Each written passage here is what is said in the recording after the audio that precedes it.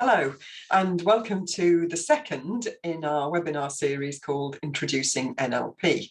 Today's webinar is 4 ways to get better business results with NLP.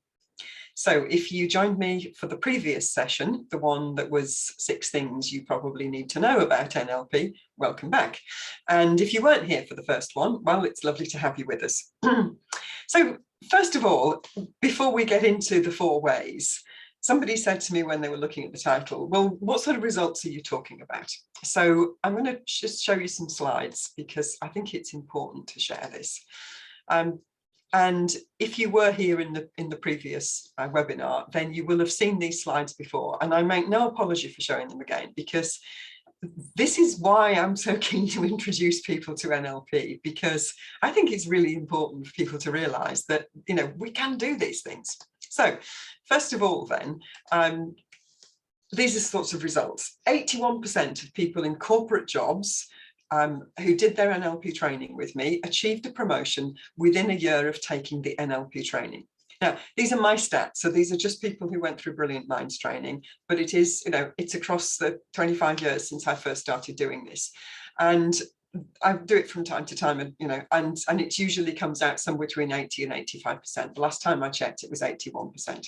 Now, why does that happen? It's not just because the people who do NLP training become more persuasive and manage to convince their boss that they need a promotion. I think it's because they actually become more valuable employees. So, they're people who become more productive, they're more effective, they build better relationships, they manage their emotional stress much more effectively, and overall, they're able to contribute more. So they become natural candidates for promotion. Now, if you're sitting there thinking, that's all very interesting, but I'm not looking for promotion, I'm already at the pinnacle of my career. Okay, well, let's look at what we can do for an organization. So these are the sorts of results we can get with a business. There's a company, have a manufacturing operation in South Wales, Schaeffler UK. They're an engineering firm in the automotive sector.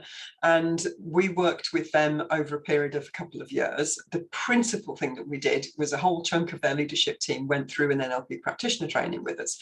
And as a consequence of that, other more junior people went through some training and so on. And we worked with them over a period of, say, sort of 3 to 4 years, I think.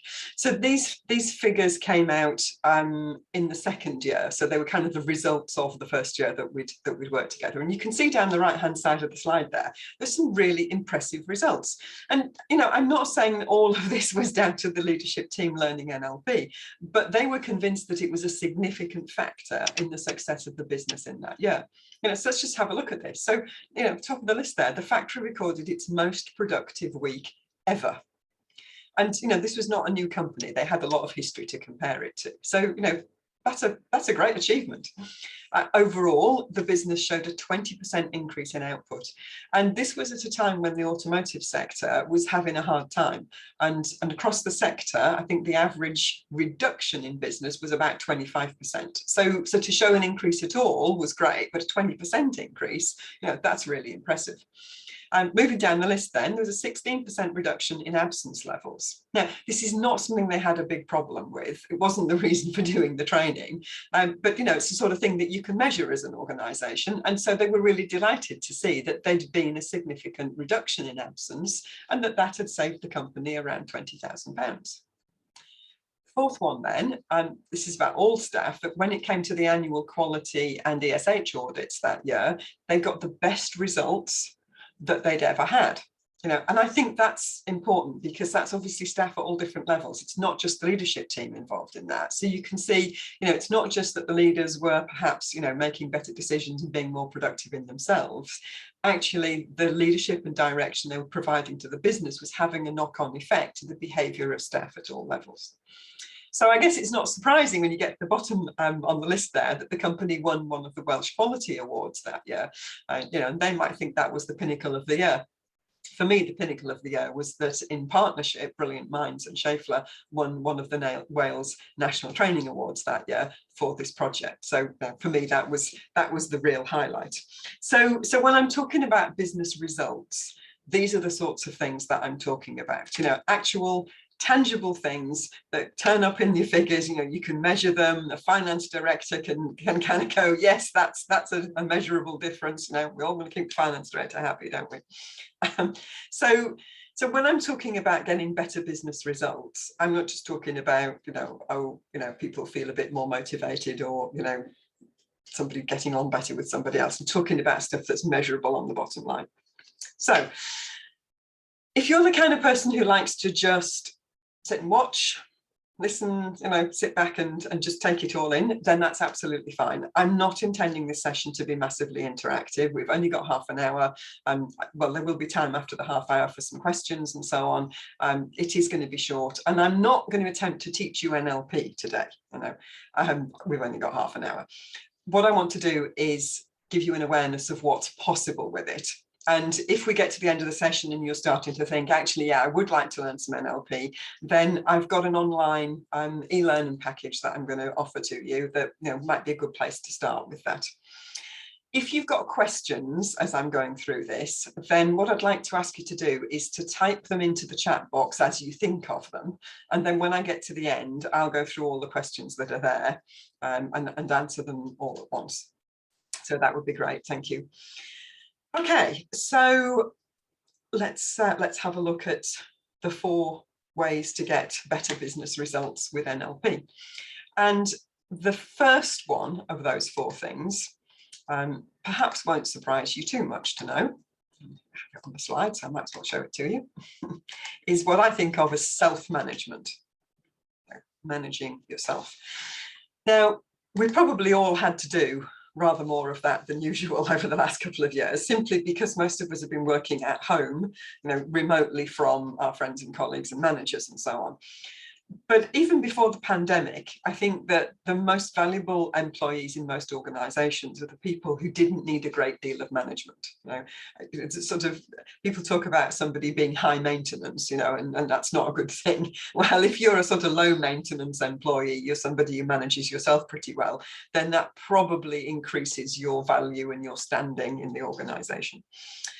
So in terms of, you know, things we've got in the NLP toolkit that aid self-management, there's lots of different things, and they're often to do with things like, you know, getting clear about what you want to achieve in a situation, so focusing on outcomes. The NLP well-formed outcomes pattern is one of my favorites, and I often say to people, you know, if you master that, you can transform your whole life with it. And no, I'm not joking. It really is. It's something that can be completely transformational, because what it does is it not only helps you be clear about your goals, but it also helps you organize your thinking and your energy and your activity in service of those goals, so that they actually happen rather than just being something that, you know, you think might be a nice idea. So there's goal setting, there's stuff to do with managing your energy, with managing your motivation, with handling the necessary ebb and flow of energy and focus during a day, and, you know, being able to still be productive even when you're not completely at your best. And techniques for picking yourself up and dusting yourself down and going again when something doesn't go your way. So that's you know, a whole lot of really useful skills there. I have a couple of examples to share with you, which are not so much about specific NLP techniques. They're more a kind of application of a way of thinking and an approach. And these 2 examples, they both come from people who did the practitioner training last autumn. And, you know, I'm not going to share their names, but I'll share with you that, you know, a little bit about what happened. But they're great real life examples of things that, you know, perhaps wouldn't happen to anybody, but there might be a parallel in your circumstances that you would sort of think, oh yeah, I can see how that would be relevant to me. So the first one is a guy who owns a small business. He has a partner in the business, and half of their staff are here in the UK and the other half are in South Australia. So you can imagine that when it comes to the communication, you know, between the 2 sites, that can be a bit challenging because of time differences. And so what my client said was that half of the year, so over the summer, what he would tend to do is he would do his telephone meetings or Zoom meetings or whatever with Australia early in the morning. I mean, really early in the morning, sort of the time of day when I normally wouldn't even be out of bed. but I'm not an early riser, so some of you might not be too shocked at how early. So he would do his meetings with Australia first thing in the morning, but then when our hour goes back for the winter, then he would switch and do them at the end of the day. So he was doing business meetings at 11 o'clock at night. And he said it's really disruptive, because what he would find is that he would do the meetings and then, it would be gone midnight, maybe even later than that. He'd go to bed and he would, wouldn't be able to sleep easily. He'd wake up lots of times during the night, sometimes had bad dreams, very disruptive. And he kind of came to a point where he was kind of dreading that time when the hour changes and, suddenly he was going to have to change his routine. And so what we did during the training course, as kind of an example, is we looked at what was going on in that situation, and regarding that as a sort of process of events that happen regularly. We looked at the different elements of it and some of the reasons why he was doing what he was doing, and we challenged the thinking and we challenged the process, and brought some of the habitual behaviors into conscious awareness so that we can look and go and, well, is that really the right thing to do? Is that serving you well? And as a result, he kind of decided to make some changes to the way that he approached these meetings. And some of that was to do with the preparation, some of it was to do with, how he prepared other people, how he prepared himself, and so on. And a couple of weeks after we did that piece of work, he reported back that the meetings were going much more effectively, that they were taking less time, so he was therefore going to bed earlier, but also he said he was actually going to bed and sleeping as normal. So he was no longer having this incredible disruption to his sleep patterns, which, that is a great result, because of course it meant the next day then he was, in a good frame of mind to do his day's work. I'm sure his partner was grateful too. But what also happened, which I think is really interesting, is that a couple of weeks after that, we were talking again and I asked how it was going, and he said that he'd actually started doing the meetings with Australia in the mornings again. And in this sort of notion of just challenging some of those things that he was doing on autopilot, he then went back to his partner in Australia and negotiated that actually they would do the meetings a little bit later in the working day for them, but at his normal early morning slot. He said, actually, that's working really, really well. So now they don't have to have this sort of, switch every 6 months of when they do the meetings. He's just always doing them first thing in the morning. So that's one example. And I share that, you might say, well, that's not rocket science, Dia. No, it's not rocket science. It's just application of a way of thinking and challenging what's going on that enables you to move forward in a slightly different way. The other example I wanted to share with you was somebody from the same training program, and he got to the end of the course and decided that he was ready to move on. He was ready for his next challenge. 81% of people get promoted within a year.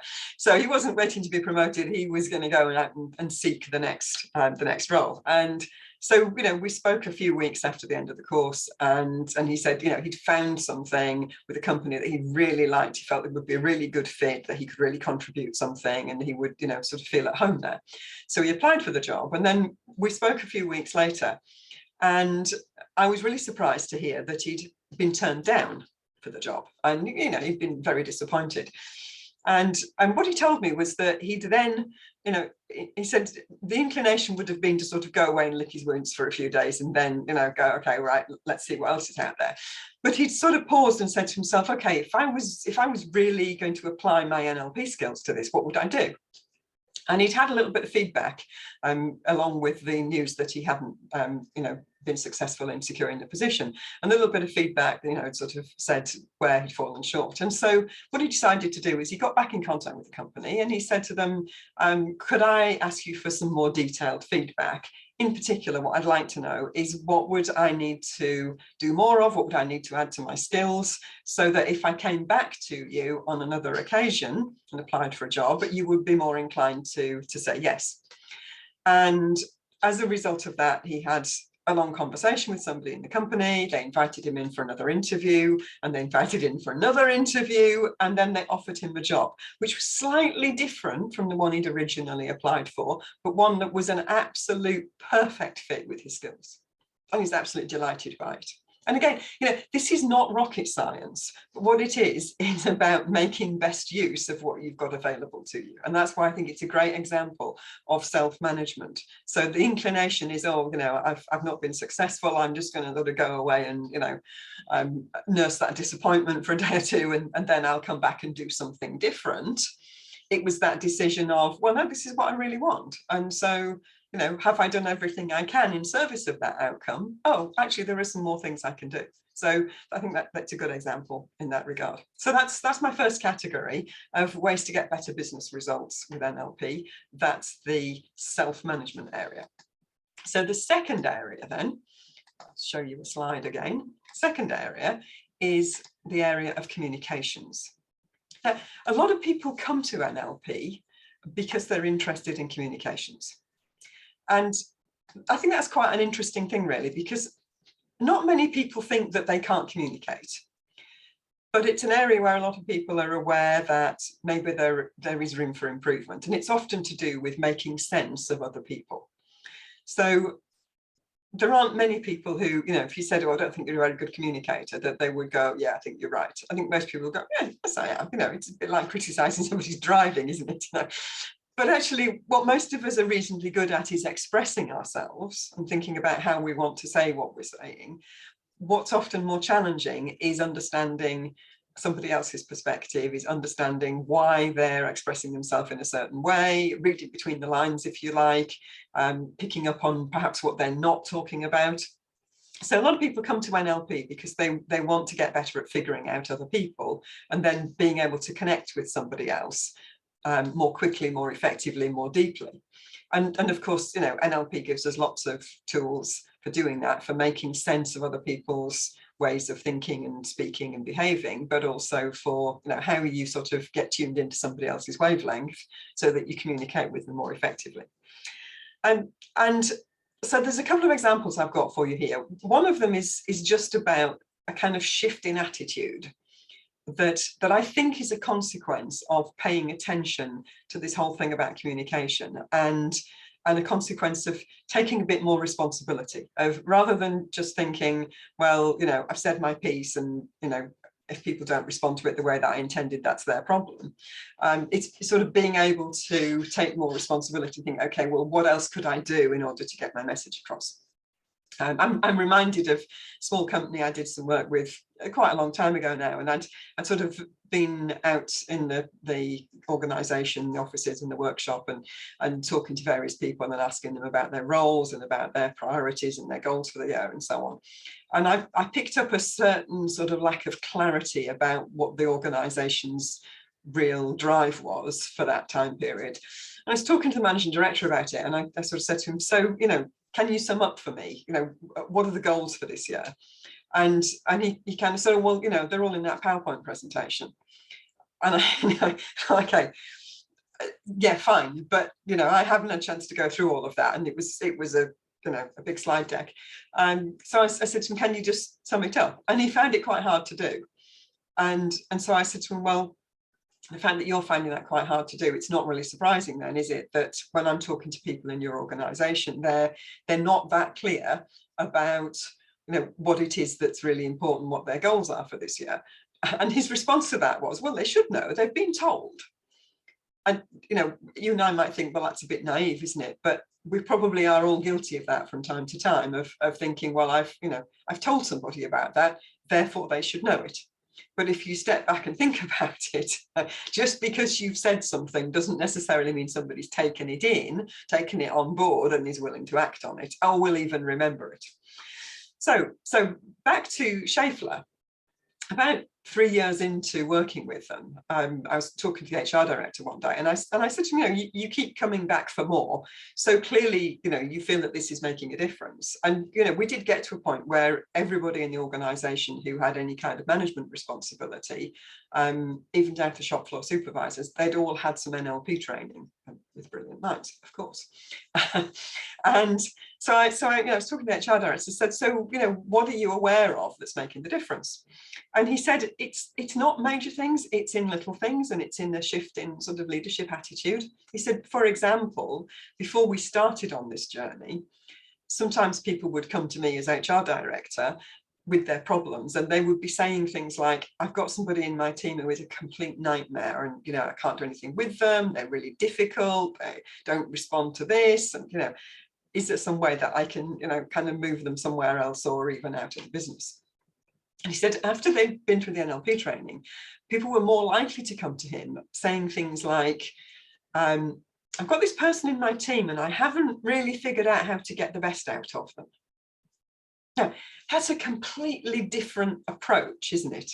Rather than saying there's something wrong with that person, it's saying, I haven't fully understood that person yet. I haven't quite figured out how to get the best out of them. And of course, from a purely financial point of view, it's always so much better to keep the people you've got and make them, or turn them around into really effective, productive employees than it is to have to ease somebody out of the door and say, we made a mistake in hiring this person. So, there's benefits on all levels, but also that sense of, this might not be somebody that I'm immediately able to understand, but I'm willing to put a bit of effort in to get on their wavelength and figure out how I get the best out of them.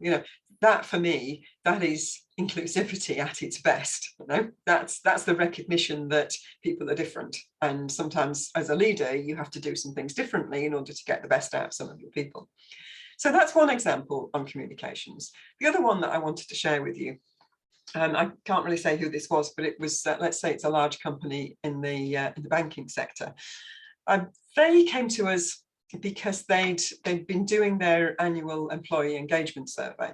And generally the pattern that you get with employee engagement surveys is that the higher up the organization you go in terms of the structure, the higher the levels of engagement.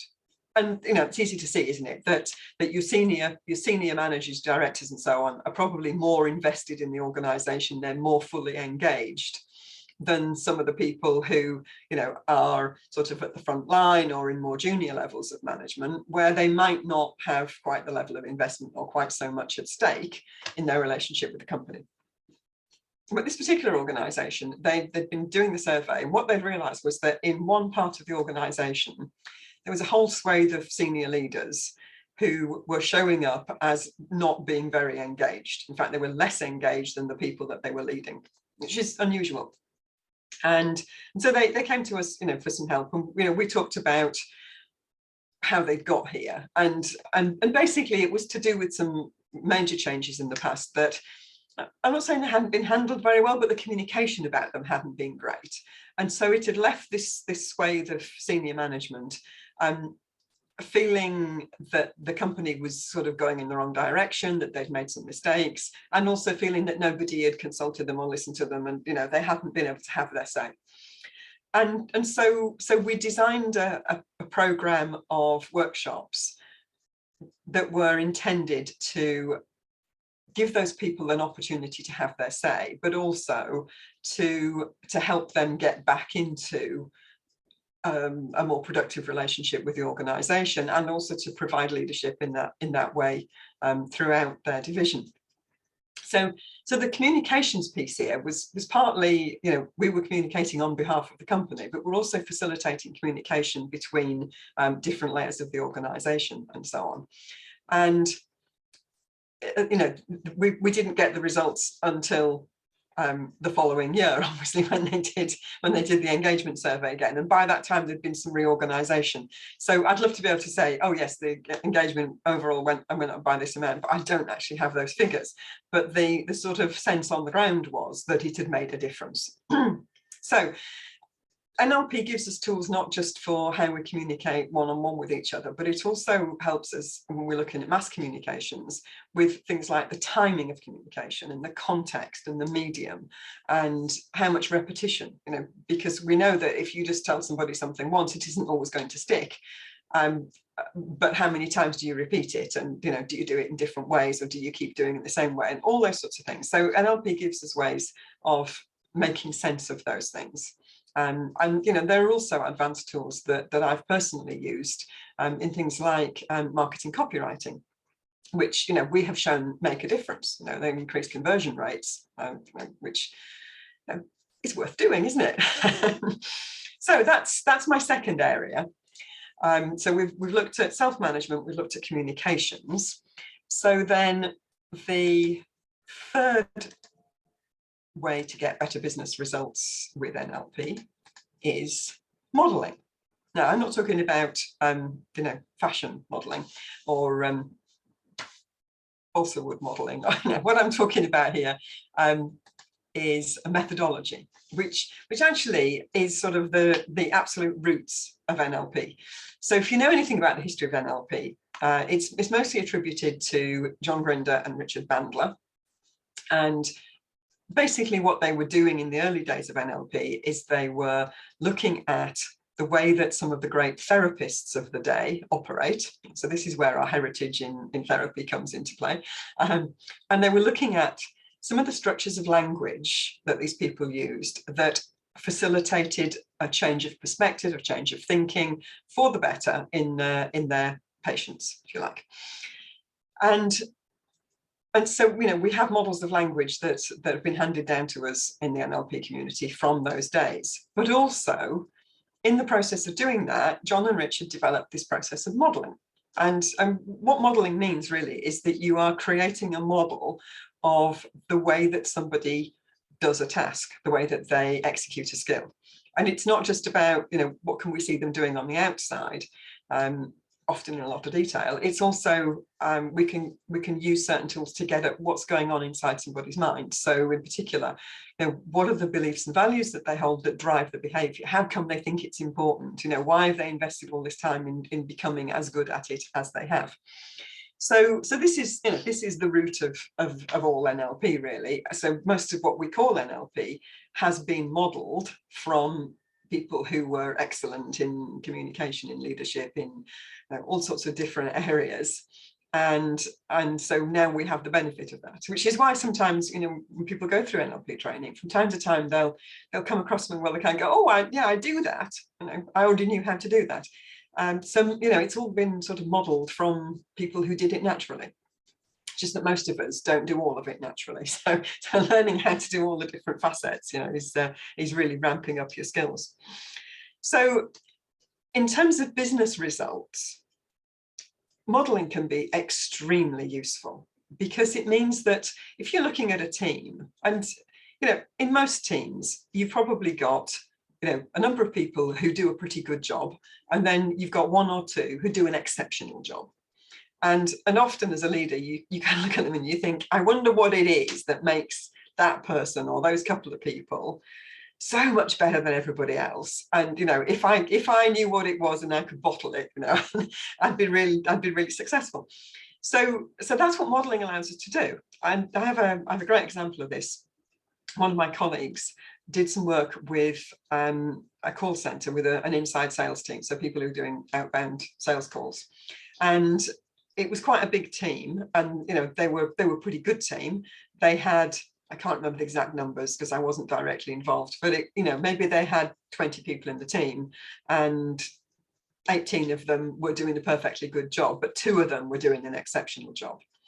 And so what my colleague did was he interviewed and worked with the 2 people doing an exceptional job, and he was able to understand what it was that they were doing that enabled them to get such great results. And even more, what's more important was he was then able to teach that to the other people in the team. And what happened, you won't be surprised to hear, is that the level of performance of the people who were doing pretty well, went up. What none of us would have predicted was that the 2 people who were doing exceptionally well, their performance also went up. And on investigation afterwards, both of them said something to the effect of being clear about what it was they were doing that was making the difference meant that they could focus on doing those things and make sure that it was always part of the process. So they'd refined their own process, if you like, through that sort of self-awareness. So imagine if you just think about your organization and think about areas where you've got teams of people all doing similar jobs and you've got a couple of star performers. If you could raise the level of performance of the people who are not your star performers and bring them up to the level of your star performers, what difference was that make in your organization? It's definitely something worth considering, isn't it? So that's what I mean by, using modeling. And, you can model anything that anybody can do successfully. You can go, let's make a model of it. It is quite a long process, so it's not something that you're just going to do in sort of a 20-minute chat. You have to be committed to doing it, and there's a whole process to go through. But in most cases, it's definitely time well invested. So that's the third area. That's the modeling piece. Now, the final of my 4 areas, this one probably isn't going to come as any surprise to you. The final one is emotional resilience. And I think this is something that a lot of people have a great deal more awareness about as a consequence of the global pandemic that we've all been through. I think the whole area of mental health, of emotional well-being and so on has definitely come onto the agenda in a big way. And yes, there were plenty of companies who were already aware of that, who were doing good things in terms of employee well-being, but I think so many more now have taken notice and really put some time and energy behind it, which I think can only be a good thing. And the reason why I think this is important is that where people have had bad experiences, whether at work or outside of work, they definitely leave an impression.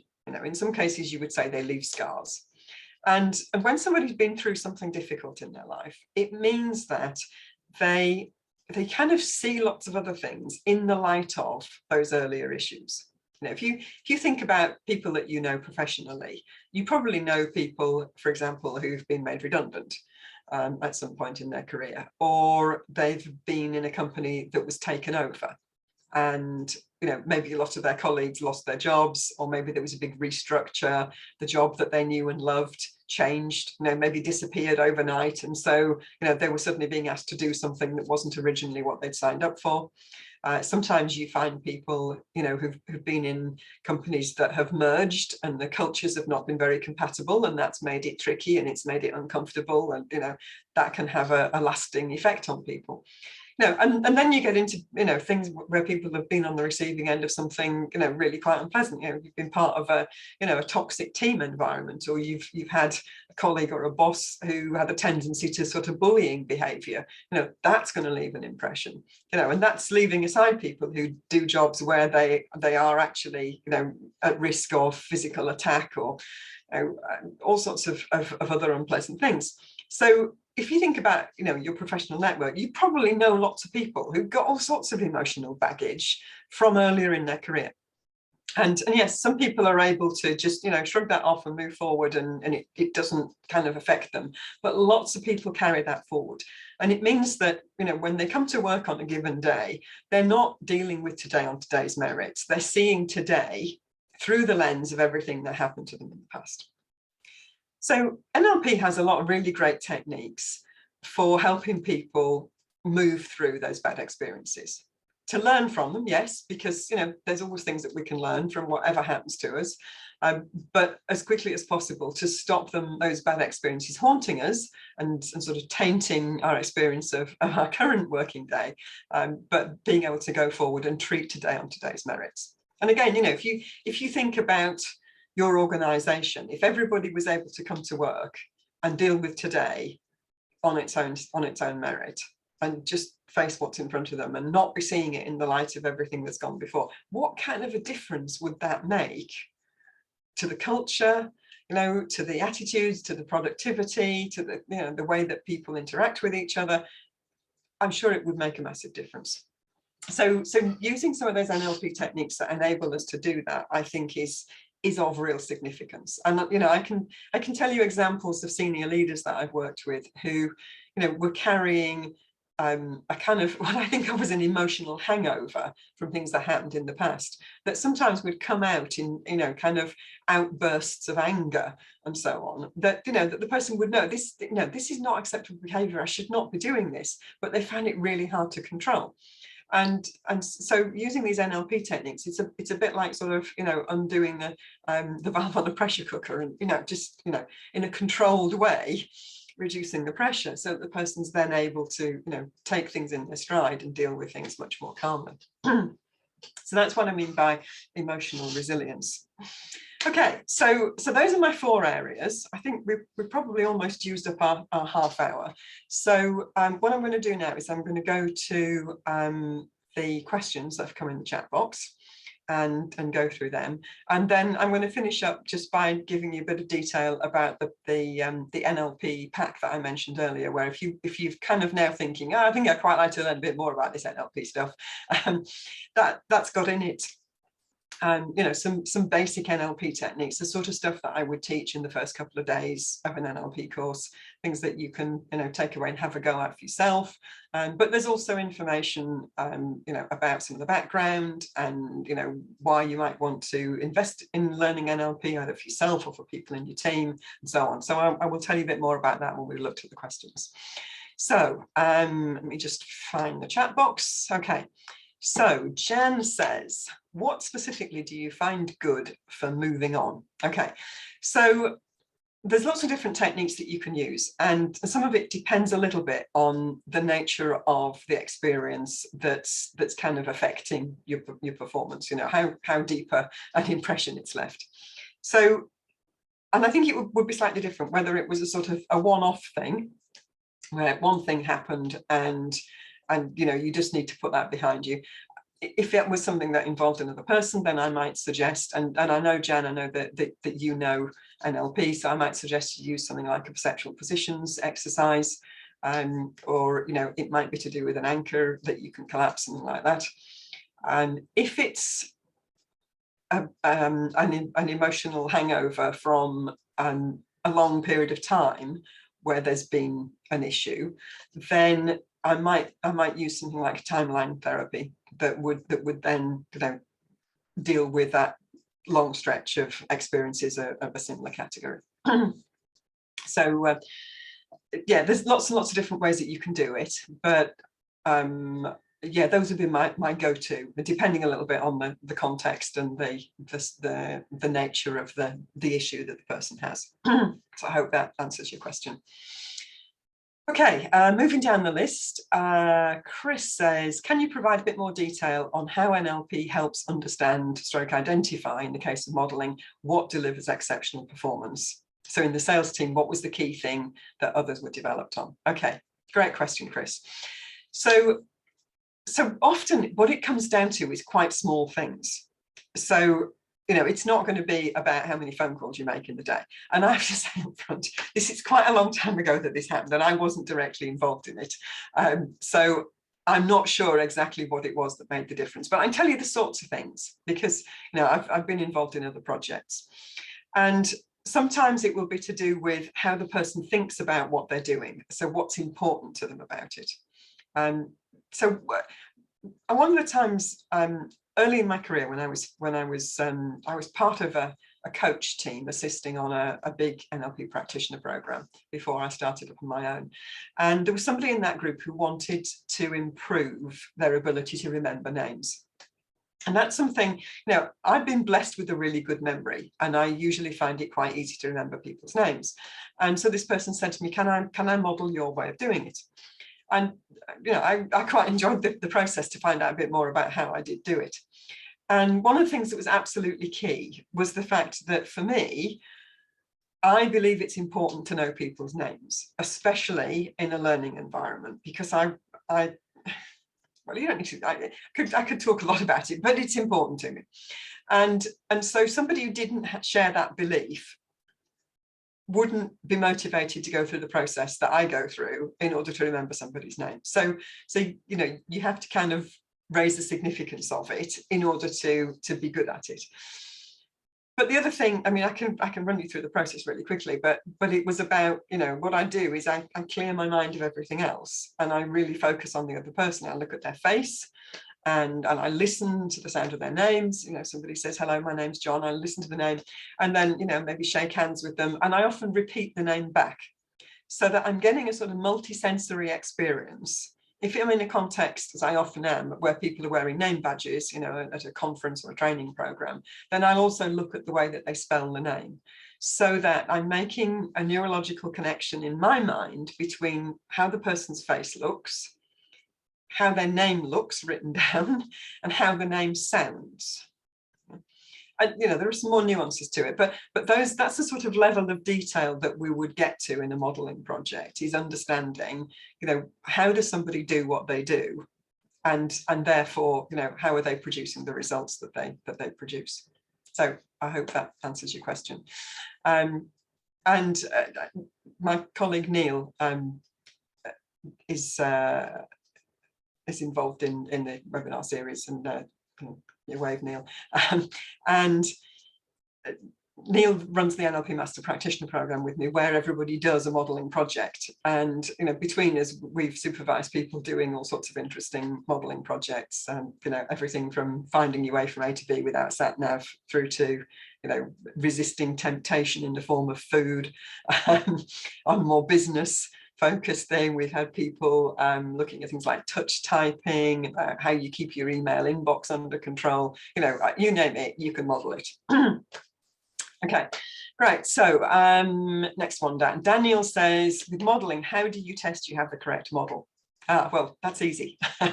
So the way that you test it is, can you get the same result as the person you modeled, your exemplar, if you like. So if you can get the same results, then you know that you've understood how they're doing it.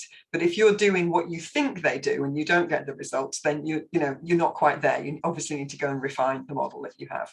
So it's always about testing it out. Okay, and thank you, Neil. Neil's just put something in the box as well that says the model is based upon having clear experiential testing if you have the correct model. Sorry, let me just read that again. The model is based upon having clear experiential evidence of the results the exemplar achieves from their application of the model. Testing if you have the correct model is by testing if you're getting the same results as the exemplar in the same time frame as they do. Yeah, so thank you, Neil. I'm glad we're both on the same page. Okay, have we got any more questions? No, we haven't. No. Okay, so I said before we finish up that I would share with you where you can get some more information if you want to. So let me just show you this on a slide.